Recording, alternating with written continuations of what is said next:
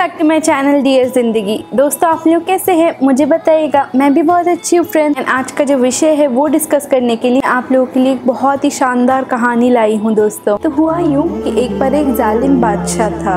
वो आम इंसानों पे अक्सर अत्याचार किया करता था, इसीलिए उसके राज्य में जो भी इंसान थे वो ज़्यादा खुश नहीं रह पाते थे। और उस राजा को सिर्फ एक आँख और एक पैर था।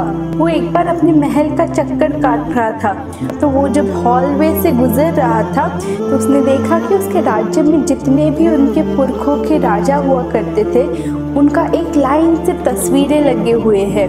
तो इस राजा को भी लगा कि क्योंकि मैं एक राजा हूँ, अब मैं जब मर जाऊँगा तो मेरा भी एक सुंदर सा शानदार सा छवि होना चाहिए जो दीवार पे टंगा रहे, ताकि लोगों को आने वाली पीढ़ियों को पता चले कि मैं भी एक बहुत नामी बादशाह हुआ करता था। बट सबसे बड़ा समस्या ये था कि अभी तक उस राजा का कोई भी तस्वीर नहीं था। तो उसने सोचा कि कोई मेरा काश एक अच्छा सा तस्वीर बना ले ताकि मैं इस दीवार पे टंगा पाऊँ। तो इसी कारण उसने अपने राज्य में जितने सारे पेंटर्स चित्रकार थे उनको संदेश भेजा कि जल्दी से मेरे महल में पधारो। तो उस राज्य के अलग अलग कोने से बहुत सारे पेंटर्स इकट्ठा हुए। तो महल में पहुंचते ही राजा ने ये संदेश दिया कि मेरा एक सुंदर सा पेंटिंग बनाओ।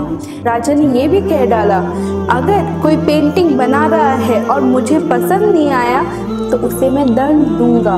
तो यही सुन के सारे पेंटर्स डर गए और दंग रह गए। उन्होंने सोचा इस राजा को तो एक आँख एक पैर है ही नहीं, तो भला पेंटिंग बनाएंगे भी तो सुंदर कैसे हो सकता है। तो यही सोच के लगभग सारे पेंटर्स कोई ना कोई बहाना बना के निकलने लगे। तभी एक पेंटर ने इस चुनौती को स्वीकार किया। तो उन्होंने कहा राजा को, मैं बनाने वाला हूँ आपका एक बहुत सुंदर सा बेहतरीन पेंटिंग। तब राजा एकदम खुश हो गए। तो अगले कुछ दिनों तक वो पेंटर हर दिन महल में आता था और एक रूम में बैठ के पेंटिंग बनाता था, जो कि राजा नहीं देख पाता था। फिर कुछ दिन बाद वो पेंटिंग एकदम बन के तैयार हो गया। वो पेंटर ने वो पेंटिंग को ले जाके राजा के सामने पेश किया।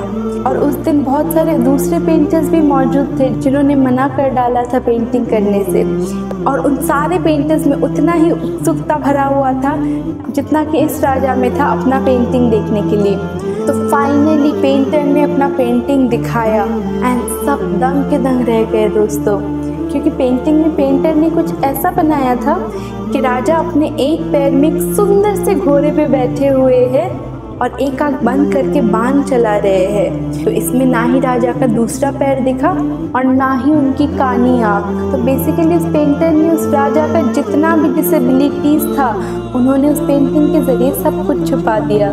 तो ये देख के राजा बहुत खुश हुए और वो पेंटर को भी बहुत सारा इनाम मिल गया। बाद में उस राजा ने अपने ही सुंदर सी उस पेंटिंग को दीवार पे टंगा दिया। तो दोस्तों ये थी एक बेरहम बादशाह की कहानी। तो इससे दोस्तों हम लोग बहुत बड़ा एक सीख ले पाते हैं कि हम लोगों को हमेशा पॉजिटिव थिंक करना चाहिए। अगर हम लोग वो सारे रिमेनिंग पेंटर्स की तरह नेगेटिव सोचते कि कैसे इस पेंटिंग को सुंदर बना पाए, तो हम लोग पेंटिंग में भी कुछ भी क्रिएटिविटी नहीं दिखा सकते जैसे ये पेंटर ने दिखाया है ना दोस्तों। इट्स वेरी सिंपल दोस्तों, अगर हम लोग पॉजिटिव थिंक ना करके बार बार नेगेटिव थिंकिंग डालते रहे हमारे जिंदगी में, तो हम लोगों के लिए कोई भी नया दरवाजा, कोई भी नई अपॉर्चुनिटीज आएंगे ही नहीं दोस्तों। और जैसे इस पेंटर ने किया, उस राजा का जो भी खामियां था, जो भी डिसेबिलिटीज था, उसको हाइड करके जो भी राजा का स्ट्रॉन्ग पॉइंट था, जो भी उनका स्किल्स था, वो हाईलाइट किया पेंटिंग में। तो सिमिलरली दोस्तों हमारे लाइफ में भी जो छोटे मोटे वीकनेसेस है उसको कवर अप करके अगर हम लोग हमारे स्ट्रॉन्ग पॉइंट्स पे ज्यादा फोकस करेंगे तो देखिएगा जिंदगी पे बहुत आसान हो जाएंगी। और कोई भी एक कठिन परिस्थिति में, नेगेटिव सिचुएशन में अगर हम लोग पॉजिटिव अप्रोच लेके प्रॉब्लम का सोल्यूशन ढूंढे तो देखना दोस्तों वो प्रॉब्लम ना ही ज़्यादा एफिशिएंटली सॉल्व हो पाएगा